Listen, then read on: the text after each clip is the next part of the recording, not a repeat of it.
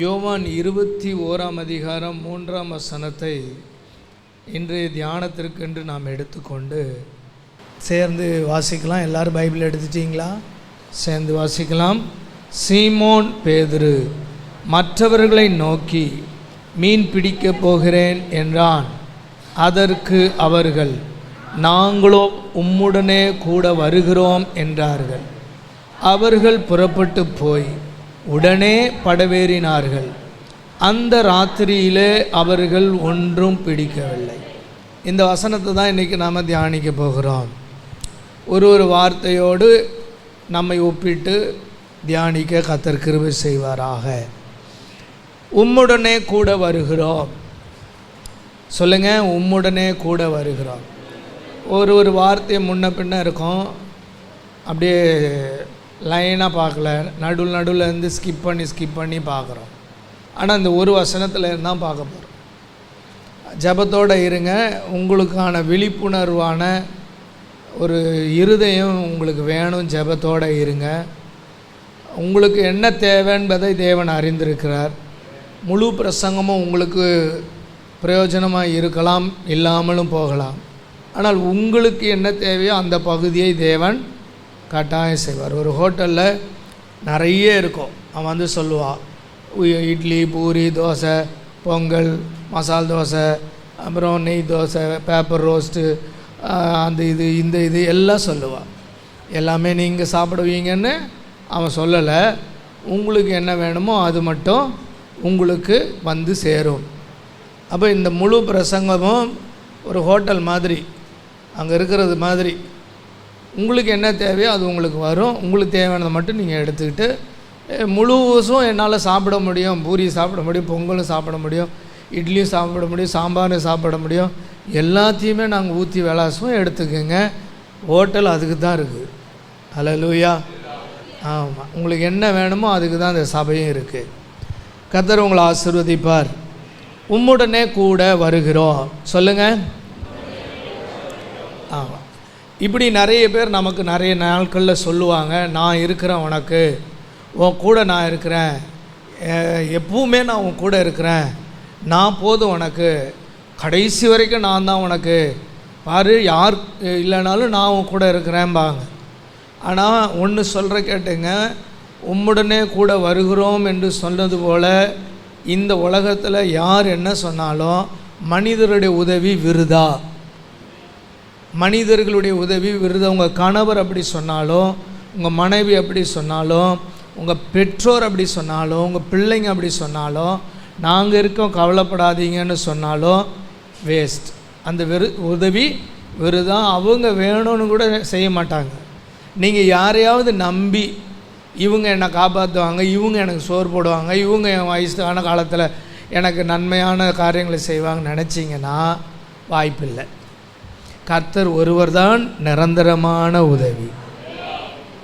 கர்த்தரை நம்பாமல் நீங்கள் யாரையாவது நம்பிக்கிட்டே இருந்தீங்கன்னா முதல்ல உங்கள் சிந்தனையை மாற்றிடுங்க. அவங்கள நம்புங்க, வேணாம் சொல்லலை. ஆனால் அவங்களையே நம்பாதீங்க, நம்பிட்டு இருக்காதீங்க. எது வேணாலும் நாளைக்கு மாறும். ஆனால் கர்த்தர் நேற்றும் இன்றும் என்றும் மாறாதவர். சொல்லுங்கள், கர்த்தர் நேற்றும் இன்றும் என்றும் மாறாதவர். யாரும் எப்பவும் வேணால் நம்மளை மறந்துடலாம், கைவிடலாம், அல்லது விட்டு விலகலாம், அல்லது அவங்க சொன்ன வார்த்தைக்கு நேர்மாறாக கூட நடக்கலாம். அதனால் நாங்கள் உம்முடனே கூட வருகிறோம், இருக்கிறோம், எப்பவும் இருப்போம்னு சொன்னால் அதை வார்த்தையை எடுக்காதீங்க. ரெண்டாவது, மீன் பிடிக்க போகிறேன். சொல்லுங்கள், சொல்லுங்கள், சத்தமாக சொல்லுங்கள். மீன் பிடிக்க போகிறேன். அதெல்லாம் அண்டர்லைன் பண்ணிக்கிங்க, எழுதிக்கிங்க. கேட்பதற்கும் பார்க்குறதற்கும் சரியாகத்தான் இருக்குது. மீன் பிடிக்கிறது ஒன்றும் தப்பான வேலையெல்லாம் கிடையாது. கேட்குறத பார்த்தா, படிக்கிறத பார்த்தா, பார்க்குறத பார்த்தா இது சரியாக தான் தோணும். ஆனால் தவறான ஒரு விஷயம். உங்களுக்கு சரியாக தோன்றுகிற விஷயங்கள் எல்லாம் அது தேவனுடைய பார்வையில் சரியானதாக பெரும்பாலும் இருக்காது. கவனமாக இருக்கணும். உங்களுக்கு சரின்னு தோணும். மீன் பிடிக்க போகிற நேரத்தில் பேதுருவை கூப்பிட்டு கேளுங்க, இப்போ நீ பண்ணது சரிதாங்க. அவர் கூட போன மற்ற பேரையும் பாருங்கள், அவங்க பண்ணது சரிதானா? சரிதாங்க. நீங்கள் செய்கிறது சரிதானா? ஆமாங்க சரிதாங்க. எப்போ பேதுரு இது ஒழுக்கமான காரியம் தானே? ஆமாங்க ஒழுக்கமான காரியந்தாங்க. நீதியான காரியமா? ஆமாம் நீதியான காரியந்தாங்க. நான் செய்கிறது தாங்க கரெக்டு. இப்போ நான் மீன் பிடிக்க போகலாம்னா வேறு என்ன பண்ணேன்? நான் செய்கிறது சரிதாங்க அப்படின்னு நீங்கள் நினைக்கிற எல்லா விஷயங்களும் சரியல்ல. இங்கே பேதுரு மீன் பிடிக்க போனது இன்றைக்கி படிக்கிற நமக்கு சரியா? சரியான வேலையை செஞ்சார் அவர். இவர் ஏன் மீன் பிடிக்க போனார்னே தெரில. ஆண்டவர் மீன் பிடிக்கிற வேலையை விட்டுட்டு நான் செய்கிற ஊழியத்துக்கு வான்னு கூப்பிட்டார். ஆனால் இவர் என்ன பண்ணுறாரு? ஆண்டவர் சொன்னதை விட்டுட்டு ஆண்டவர் விட்டுட்டு வான்னு சொன்னதை திரும்ப கையில் எடுத்து செய்கிறார். இப்போ சொல்லுங்கள், இது சரியா தப்பா? ஆமாம், மீன் பிடிக்க போகிறேன்னு மொட்டையாக பார்த்தா அது சரியாக தான் இருக்கும். சில மாமியார் மருமக, சில கணவர் மனைவி பிரச்சனைகளோடு வருவாங்க. அவங்க சொல்கிறதெல்லாம் பார்த்தா கரெக்டாக தான் இருக்கும், நியாயமாக தான் இருக்கும். அவங்க செய்கிறதெல்லாம் கரெக்டாக தானே செஞ்சுருக்காங்க, இதில் என்ன தப்பு, அதில் ஒன்றும் பிரச்சனை இல்லையே அப்படிங்கிற மாதிரி இருக்கும். டிஜிஎஸ் தினகரன் அங்கிள் ஒரு நல்ல அழகான கதையை சொன்னார். ஒரு கணவன் மனைவி, ஒரு பிள்ளை. அந்த அம்மா எப்போவும் பார்த்தாலும் ப்ரேயர் ப்ரேயர் ப்ரேயர், ஊழியம் ஊழியம் ஊழியம், சர்ச்சு மீட்டிங். காலையில் எழுந்திரிச்சு பார்த்தார், மனைவியை காணோம். பையனை கேட்டார், எங்கடா அவங்க அம்மா? காலையில் 5 மணி ப்ரேயர் போனாங்கப்பா, மணி 7 ஆகுதுரா, அப்படியே ப்ரேயர் வாக்கிங் இருக்குப்பா, அப்படியே போயிட்டாங்கப்பா. 9 மணி ஆகுது, எங்கடா? அப்படியே லீடர்ஸ் மீட்டிங் இருக்குப்பா, அப்படியே அவங்க போயிட்டாங்கப்பா. என்னடா சாயங்காலம் ஆகுது, காணோம், உமன்ஸ் மீட்டிங்ப்பா, அப்படியே இருந்துட்டாங்கப்பா. என்னடா இது டெய்லி பார்த்தா பிள்ளைகளுக்கு சோறு இல்லை, எதுவும் இல்லை, இந்த அம்மா மீட்டிங். ஒரு நாள் போனால் ஒரு பொண்ணை கல்யாணம் பண்ணி கூப்பிட்டு வந்துட்டான். ஃபஸ்ட்டு ஒய்ஃபுக்கு இப்போ உதறல் எடுத்துக்கிச்சு. நேராக பாஸ்டரை போய், ஐயா இந்த ஆள் இந்த மாதிரி 2வது கல்யாணம் பண்ணிட்டு வந்துட்டார்யா அப்படின்னோடனே, அவர் பாவம் பல நாடுகளுக்கு போகிற தலைமை போதகர். அவர் ஜிப்பாவையும் வேட்டியும் மாட்டிக்கிட்டு தோத்திரம் பண்ணிவிட்டு அவரும் பாவம் எவ்வளோ சுற்றினவர் இந்த பிரச்சனைக்காக வீட்டுக்கு வந்தார். வந்த உடனே, என்ன பிரதர்? பாஸ்டர், முதல்ல உட்காருங்க, நீங்கள் பாவம் எவ்வளோ தூரம் சுற்றிட்டு வந்திருக்கீங்க. பாஸ்டருக்கு முதல்ல பஜ்ஜி போண்டாலாம் எடுத்துனோம். பஜ்ஜி போண்டா சூடாக வந்தது. அவர் ஒரு டயபெட்டிக் பேஷண்ட்டு. அதை மறந்து சூடாக பஜ்ஜியை ஒன்று உள்ளே விட்டார். ஆடாடாடாடாடா, இப்படி ஒரு பஜ்ஜியை சாப்பிட்டு எத்தனை நாள் ஆகுது, கொண்டு வா இன்னொரு பஜ்ஜியை. அடி தூள் கிளப்பினார். அடி சும்மா வெளுத்து வாங்குறாரு. இவர் சொன்னார், இதுக்கு தான் பாஸ்டர் நான் 2வது கல்யாணம் பண்ணேன். எதுக்கு தான் 2வது கல்யாணம் பண்ணேன்? அவள் பாஸ்டர் காலையில் எழும்புறா போகிறா, காலையில் அவள் ஃபாஸ்டிங், நாங்களும் ஃபாஸ்டிங். மத்தியானம் அவள் ஃபாஸ்டிங், நாங்களும் ஃபாஸ்டிங். நைட்டு அவளுக்கு ஃபாஸ்டிங், நாங்களும் ஃபாஸ்டிங். பார்த்தேன், என் பிள்ளையும் பரிதாபமாக இருக்குது, நானும் இருக்கேன். நீ சபைக்கு ரொம்ப தூண் மாதிரி, நீ இல்லைன்னா அந்த சபையே இல்லை. நீ தான் போய் அந்த சபைக்கு ஊழியம் செஞ்சிட்ருக்க. எனி டைம் நீ தான் செய்கிற. போ, நீ சர்ச்சுக்கு தூண், நீ சபைக்கு நீ இருந்துக்கோ. வீட்டில் இந்த பரிதாபமான ஆளுகளுக்கு ஒரு 2-3 வாய் சாப்பிட்றதுக்கு வாக்கனையாக ருசியாக எதுவும் கிடைக்கல. இவ வீட்டுக்கு, நீ சர்ச்சுக்கு, இவ வீட்டுக்கு. என்ன பாஸ்டர், கரெக்டு தானே? சரியாக தானே இருக்குது இந்த ரூல்ஸு? பேசாமல் இதை சபையில் பொதுவான ரூல்ஸாக கொண்டு வந்துடுவோமா? அவர் எழும்பினார், நல்ல ஜிப்பாலாம் போட்டு தோத்திரம் பண்ணிட்டு ஃப்ளைட் ஏறி அவர் போயிட்டார். அல்லேலூயா. பார்க்கறதுக்கு சரியாக தானே இருக்குது. அந்த அம்மா முதல் மனைவி செஞ்சதும் சரியாக தானே இருக்குது. 24 மணி நேரமும் போயிடக்கூடாது. இது 24 மணி நேரம் வர்றவங்களுக்கு, வாரத்தில் ஒரு நாள் கூட வராத ஆட்களுக்கு இது பொருந்தாது. சபைக்கு உங்களை வேறு மாதிரி தான் பிரசங்கத்தில் திருத்தணும். அப்போது எது எனக்கு சரின்னு படுதுங்க, அதெல்லாம் நீங்கள் செஞ்சுட்டு ஆண்டவருடைய பார்வையில் கெட்ட பேரை வாங்கிப்பீங்க. அவர் என்ன இவன் இப்படி இருக்கான், இவன் இப்படி இருக்கா அப்படின்னு நினைக்கிற நிலைமைக்கு வந்துடும். கர்த்தருக்கு ஸ்தோத்திரம். மீன் பிடிக்க போனான்னு சொல்லி பார்க்குறோம். ஆனால் பின்னாணியில் அவன் நிர்வாணியாக இருந்தான். அறையில் துணி கூட இல்லாமல் இருந்தான். யார்? இதே பேதுரு. நல்லா தெரிஞ்சுங்க, தேவன் உங்களுக்கு சொன்னதை விட்டுட்டு சரியானதை செய்கிறேன்னு நினச்சிக்கிட்டு எதையாவது செஞ்சிங்கன்னா உங்கள் அறையில் கூட உங்களுக்கு துணி இருக்காது. இதுக்கு பின்னாடி தான் இருக்குது அந்த பகுதி. அறையிலனா இடுப்பில். நீங்கள் அறையினா வேறு எதாவது நினச்சிடக்கூடாது, உங்கள் ரூமுன்னு நினச்சிடக்கூடாது. இடுப்பில் கூட துணி இருக்காது. அப்படி தான் இவன் இருந்தான். இந்த அதிகாரத்தை நீங்கள் படித்தீங்கன்னா தெரியும்.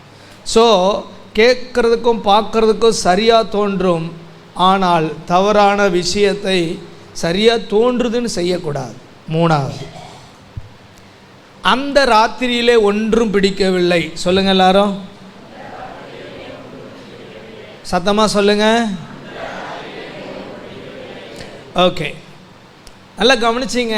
அந்த ராத்திரி நேரம், மீன் பிடிக்க போகிற ராத்திரி நேரத்தில் ஒன்றும் பிடிக்கலை. தேவனுடைய நேரம். சொல்லுங்கள். உங்கள் அவசரத்துக்கு தேவன் உதவி செய்ய மாட்டார். அவருடைய நேரத்தில் தான் அவர் செய்வார். மரியாள் திராட்சை ரசம் காலி ஆகிடுச்சு, உனக்கு எனக்கு என்ன, என் வேலை, என் டைம் உனக்கு இன்னும் வரல. தேவனுடைய நேரத்துக்கு முன்பு நீங்கள் எவ்வளவு முயற்சி பண்ணாலும் ஒன்றும் நடக்காது. தேவனுடைய நேரம் முடிந்த பின்பு அதை அறியாமல் விட்டுவிடவும் வாய்ப்பு இருக்குது. தேவனுடைய நேரத்தில், சரியான நேரத்தில் சரியாய் நீங்கள் பயன்படுத்தி கொள்ள வேண்டும். யோசேப்பு சிறைச்சாலையிலிருந்து ஆண்டவர் வெளியே கொண்டு வர்ற நேரத்துக்கு 2 வருஷத்துக்கு முன்னாடியே இவன் அவசரப்பட்டு பானபாத்திரக்காரங்கிட்ட என்னை ரிலீஸ் பண்ணுன்னு கேட்குறான். பானபாத்திரக்காரன் மறந்ததுனால யோசேப்பு தப்பிச்சான். சில நேரங்களில் சிலர் உங்களை மறந்துறதுனால நீங்கள் தப்பிச்சிங்க. அவங்க உங்களை நினச்சிருந்தாங்கன்னா அவங்க உங்களை காப்பாற்றணும்னு நினச்சி உங்களை குழியில் தள்ளியிருப்பாங்க திரும்பவும். சில நேரங்கள் நீங்கள் நினைக்கிறீங்க, என் நேரத்தில் இது பார் மறந்துட்டான் பாருவேன், அவள் மறந்துட்டா, அவளை என்னை நினைக்கவே இல்லை, இவ்வளோ உதவி செஞ்ச நன்றி கெட்டவங்க, நன்றி கெட்டவன், நன்றி கெட்டவ மறந்துட்டான்னு நீங்கள் நினைப்பீங்க. அவங்க நினச்சிருந்தாங்கன்னா உங்கள் கதை முடிஞ்சுது.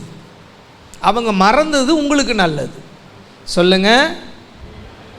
சிலர் மறப்பது, சிலர் என்னை மறப்பது எனக்கு நல்லது. யாரையும் திட்டாதீங்க, இனிமேல் வயிறு எரிஞ்சு எதுவும் சாவ விடாதீங்க. அப்போ அவன் மறந்துட்டான். 2 வருஷம் கழித்து தான் ஆண்டவர் அவனை வெளியில் கொண்டு வருது. அந்த 2 இயர்ஸ் கழித்து தான் அவனுடைய நேரம். முன்னாடியே முந்திக்கிடுறான். ஆனால் ஒன்றும் நடக்கலை. நல்ல வேளை நடக்கலை. மோசே 40 வயசில் தன் கையால் ரட்சிப்பு வருன்றது உண்மைதான். ஆனால் 40 வயசுலேயே போய் அவசரப்பட்டு ஒருத்தனை வெட்டி கொன்று புதைத்து தான் பெரிய ரட்சகராக மாறுவேன்னா படுபாவி. 40 வருஷம் கழிச்சு தாண்டா இந்த வேலை நடக்க போகுது, இப்போ இல்லைடா அப்படின்னு சொல்லி ஆண்டவர் 40 இயர்ஸ் கழித்து தான் அவனை பயன்படுத்தினார். தேவனுடைய நேரத்துக்கு முன்னாடி நீங்கள் என்ன டக்கர் அடித்தாலும் ஒன்றும் நடக்காது. அந்த நேரம் கரெக்டாக வந்துன்னா அந்த நேரம் எல்லாம் நடக்கும். ஆபிரகாம் தன்னுடைய மனைவியாகிய சாராள் இடத்துல ஆண்டவர் வாக்குத்தத்தத்தின் பிள்ளையை தருவேன்னு சொல்லும்போது சொல்லியிருக்க, ஆகாருக்கிட்ட இவர் முன்னாடியே பிள்ளையை பெற்றெடுத்து சந்ததி வந்துருச்சின்னு நிரூபிக்க பார்க்குறார். செய்யலாமா? முந்தாத, அவசரப்படாதவர். தேவனுடைய நேரம்னு ஒன்று இருக்குது. அந்த நேரத்தில் அது கரெக்டாக நடக்கும். ஆகார் இன்னும் சாராள்கிட்ட அடங்கி இருக்கணும். அவளுக்கு அவசரப்பட்டு போயிடக்கூடாது. ஆனால் அவள் அவசரப்பட்டு சாராளை விட்டு வெளியே புறப்பட்டு போகிறான். நான் போகிறேன் அப்படின்னு. இது போகிற நேரம் இல்லை உனக்கு. இப்போ நீ போனன்னா நீ வாழ முடியாது. வயிற்றில் பிள்ளையோடு இருக்கிற நீ. அதனால் நீ இந்த நேரத்தில் நீ போகக்கூடாது. இது இல்லை உன் நேரம். உன் பிள்ளை கொஞ்சம் வளர்ந்து பெரிய ஆள் ஆகி அந்த டைமில் உனக்கான நேரத்தை நான் சூஸ் பண்ணியிருக்கேன். அப்போ நீ வெளியில் வா. நானே உன்னை காண்கிற தேவனாக இருந்து உனக்கு ஒரு நீரூற்றை கொடுத்து உனக்கு ஒரு வாழ்க்கையின் அமைப்பை ஏற்படுத்தி தருவேன், ஒரு பெரிய ஜாதியை. இப்போ போனீன்னா நீ ஒரு நபராக கூட நீ உயிரோடு இருக்க வாய்ப்பு இல்லை. அப்போது அந்த நேரத்துக்கு முந்தி அவசரப்படக்கூடாது. தேவன் வைத்த நேரத்தில் எல்லாம் நடக்கும். சொல்லுங்கள் எல்லாரும். 4வது பாயிண்ட், பேதுரு மற்றவர்களை நோக்கி. சொல்லுங்கள். அப்படி சொல்லக்கூடாது. சீமோன் பேதுரு மற்றவர்களை நோக்கி, பிறரை பாராதே. சொல்லுங்கள். ஆமாம். இஸ்ரவேல் ஜனங்கள் வனாந்தரத்தில் சாப்பாடு இல்லை, தண்ணி இல்லை, எதிரிகளுடைய பிரச்சனை, யுத்தம் களம், நான்வெஜ் இல்லை, இப்படி நிறைய அவங்களுக்கு பிரச்சனை வரும்போதெல்லாம் அவங்க பார்த்ததெல்லாம் மோசையை நோக்கி. மோசே, என்னையா பண்ணுற நீ? சாப்பாடு இல்லை, தண்ணி இல்லை, கறி இல்லை, மீன் இல்லை, பாரு எதிரிகள்லாம் சுத்து போடுறானுங்க, என்னையா பண்ணிக்கிட்டு இருக்க? இவங்க பார்த்ததெல்லாம் மோசைய. ஆனால் மோசை யாரை பார்த்தான்? ஏன் மோசையை தேவனை பார்க்கணுன்னா, மக்கள் மோசையை பார்க்கும்போது மோசையால் இந்த 30 லட்சம் ஜனங்களுக்கு மேலே இருக்கிறவங்களுக்கு சாப்பாடு கொடுக்க முடியுமா? கறி கூடி வாங்கி கொடுக்க முடியுமா? 10 பேர் இருக்கிற வீட்டுக்கு கறி வாங்குறதுக்கே மூக்கும் நாக்கும் தள்ளிட்டு நிற்கிதுங்க. புருஷர்கள் மட்டுமே 6 லட்சம் பேர். இவன் மொத்த பேர் 2 கிலோ சாப்பிடுவான் ஒவ்வொருத்தனும். 6 லட்சம் இன்ட்டு 2 கிலோ யோசிச்சு பாருங்கள், எத்தனை லட்சம் கிலோ வாங்கி கொடுக்கணும்? 12 லட்சம் கிலோவாவது மினிமம். 12 லட்சம் கிலோவுக்கு எங்கே போகிறது? முடியுமா மோசையால்? உங்கள் பிரச்சனை பெரிய பிரச்சனை. உங்கள் பின்னாடி நிற்கிற பிரச்சனை பெரிய பிரச்சனை. கடனில் இருந்து, கெட்ட சுபாவத்தில் இருந்து, மோசமான வாழ்க்கையில் இருந்து, தீமையிலேருந்து உங்களை வெளியில் கொண்டு வர்றது மோசையால் முடியாது. ஆனால் நீங்கள் யாரை தான் நோக்கி பார்ப்பீங்க? பாஸ்டர் யாரை நோக்கி பார்ப்பார்? இயேசுவே.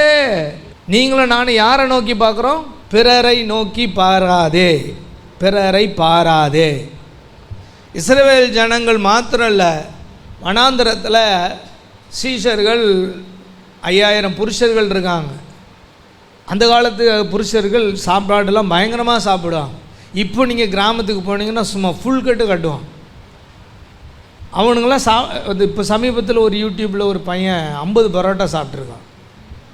டீனேஜ் பாய், பெரிய ஆள் கிடையாது.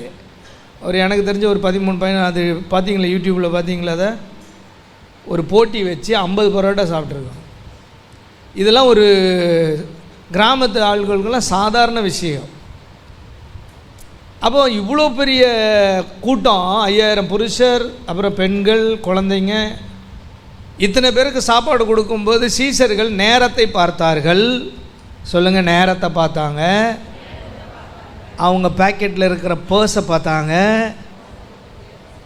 சொல்லுங்கள், பேக்கெட்டில் இருக்கிற பர்ஸை பார்த்தாங்க. ஒரு பையன் கையில் இருந்த 5 மீன், 5 அப்போ 2 மீனையும் பார்த்தாங்க. அடுத்தவன் பாக்கெட்டில் என்ன இருக்குதுன்னு பார்த்தாங்க. சொல்லுங்கள், அடுத்தவன் பாக்கெட்டில் என்ன இருக்குதுன்னு பார்த்தாங்க. இந்த சிஸ்டர் எனக்கு உதவி செய்வாங்க, அந்த பிரதர் எனக்கு உதவி செய்வார், அந்த அக்கா எனக்கு உதவி செய்வாங்க, அந்த அண்ணன் எனக்கு ஹெல்ப் பண்ணுவாங்க அப்படின்னு பார்க்குறீங்களே, அதை போல் பார்த்தாங்க. இவங்க தூரத்தை பார்த்தாங்க, வந்திருக்கிற ஆட்கள் வைத்தையும் பார்த்தாங்க. பாவி, இவன் எத்தனை அப்பம் தின்னுவானோ தெரியலையே. பாக்கெட்லேயும் ஒன்றும் இல்லை, சூழ்நிலையை பார்த்தாங்க. ஆனால் இயேசு வானத்தை அண்ணாந்து பார்த்தார். நல்லா தான் கையை தட்டுங்களேன். இயேசு பாக்கெட்டை பார்க்கல, பக்கத்தில் இருக்கிற பையனை பார்க்கல, சிஸ்டரை பார்க்கல, பிரதரை பார்க்கல. அவர் பார்த்த ஒரே இடம் வானத்தை அண்ணாந்து பார்த்தார். ஹல்லேலூயா. மேலே பார்க்குற எந்த மனுஷனுடைய தேவையும் சந்திக்கப்பட்டு மீதமும் எடுப்பீர்கள். 12 கூடை நிறைய மீதமும் எடுப்பீர்கள். மனிதனை பார்க்கிறவர்களுக்கு பல நேரங்களில் தோல்விகள் தான் மிஞ்சும்.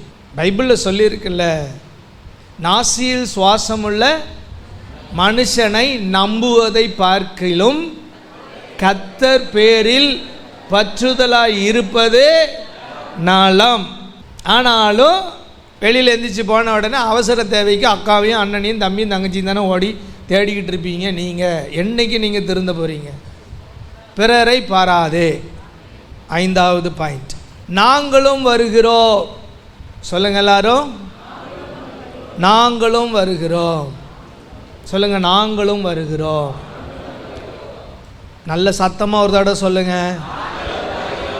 ஆமாம், ரொம்ப சோகமாக சொல்கிறீங்க. ஒரே ஒரு தடவை இன்னும் கொஞ்சம் சத்தமாக சொல்லுங்கள். தவறான ஐக்கியம். சொல்லுங்கள், தவறான ஐக்கியம். அவன் தான் தப்பு பண்ண போகிறானா, இந்த கழுதைங்களும் பின்னாடி போகுதுங்க. சொல்கிறோம்ல நம்ம, அது தப்பாக போகுது, போட்டுமே, உனக்கு என்ன வந்தது, நீயும் கூட சேர்ந்துக்கிட்டு சுற்றிட்டு கிடக்கிற. அவன் தான் தவறான ஆள் இல்லை. அவன் கூட சேர்ந்தா நீ என்ன பண்ணுவ? தவறான ஐக்கியம். சொல்லுங்க, தவறான ஐக்கியம் தவறான பாதையை நோக்கி நடத்தும். தவறான ஐக்கியம் தவறான ஐக்கியம் சொல்லுங்க, தவறான ஐக்கியம் தவறான பாதையை நோக்கி நடத்தும். நீங்கள் யார் கூட ஐக்கியமாக இருந்தாலும், உங்கள் ஒய்ஃபே கூட இருக்கட்டுங்க, ராங்கான ஐக்கியம் அவங்க கூட வச்சிங்கன்னா ராங்காக போவீங்க.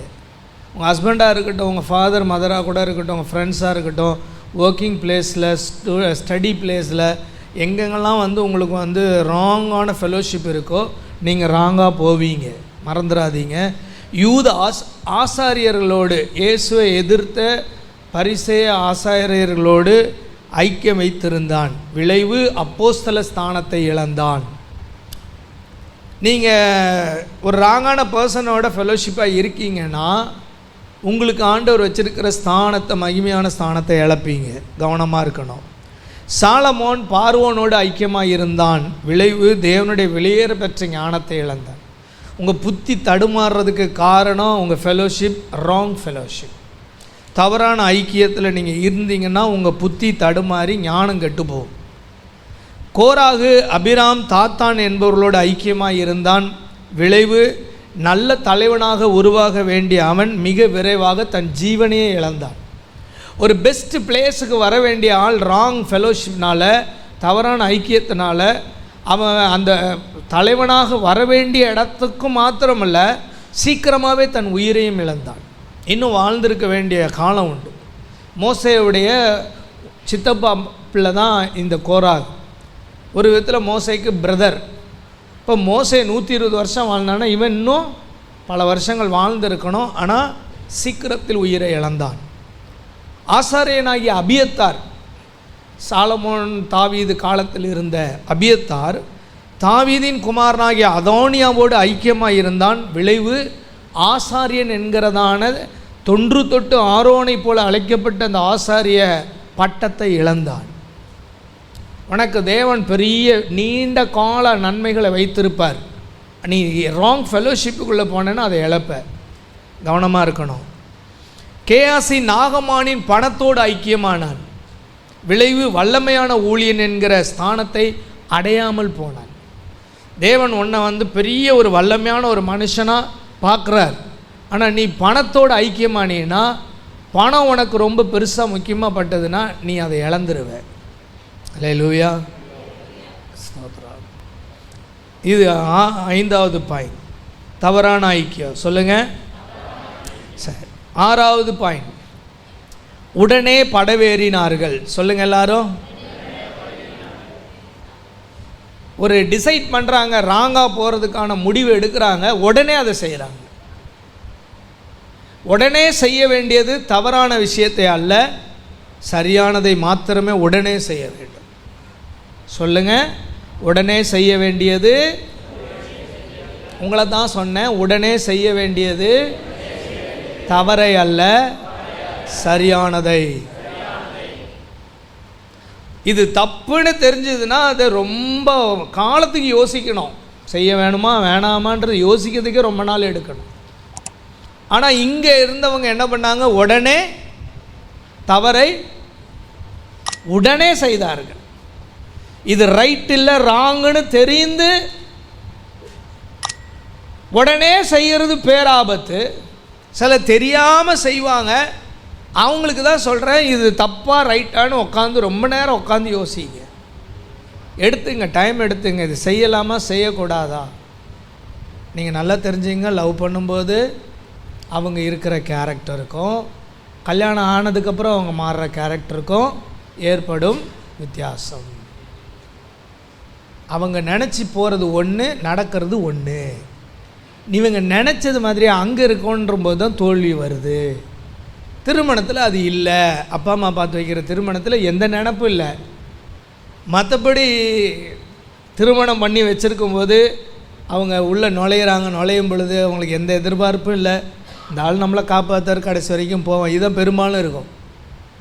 அதனால் அந்த திருமணங்கள் அதிகப்படி பிரச்சனை இல்லாமல் போயிடுது. சில இடத்துல இருக்குது பிரச்சனை, எல்லா இடத்துலையும் இருக்குது. ஆனால் ஒரு ஏமாற்றத்தை கொடுத்து கொண்டு போகிற மாதிரி இருக்குல்ல, அதனால தான் இதை நான் வெறுக்கிறேன். ஒருத்தர் கேட்டாங்க, நீங்கள் லவ் மேரேஜுக்கா எதிரியா அப்படின்னு. லவ் மேரேஜுக்கு எதிரி இல்லை, லைஃப்பை ஒழுங்காக நடத்தாதவங்களுக்கு நான் எதிரி. நான் காதலுக்கு எதிரி கிடையாது. நீ ஒழுங்காக வாழலைன்னா அந்த மாதிரி ஆளை கண்டாலே. இதில் அதிகப்படி எங்கே நடக்குதுன்னா இங்கே தான் நடக்குது. திருமணம் பண்ணின பின்னாடி, காதலித்து திருமணம் பண்ண பின்னாடி இதுங்க பண்ணுற அநியாயம் அக்கப்போர் அதிகப்படியாக இருக்குது. மற்றவர்கள் வீட்டில் இல்லையா பாஸ்டர் கேட்டிங்கன்னா இருக்குது. இல்லைன்னு நான் சொல்லலை. அரேஞ்ச் மேரேஜில் குடும்பத்தில் பிரச்சனையே வரலையா, வருது. ஆனால் அதிகப்படி இங்கே இருக்கிறதுனால இதை நான் கொஞ்சம் அதிகமாகவே.